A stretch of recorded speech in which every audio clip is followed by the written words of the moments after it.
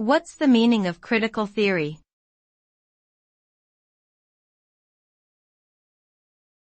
Critical theory.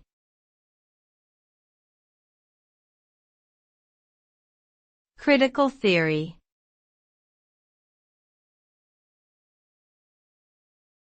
Critical theory.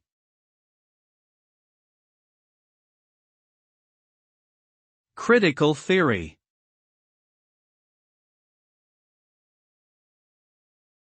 Critical theory refers to a philosophical and social movement that seeks to analyze and question societal structures and power dynamics, particularly as they relate to issues of social justice and inequality.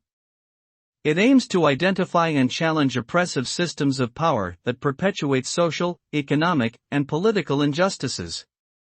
Critical theorists argue that individuals and groups are shaped by their social and historical contexts, and that these contexts must be examined and transformed to promote greater equality and freedom.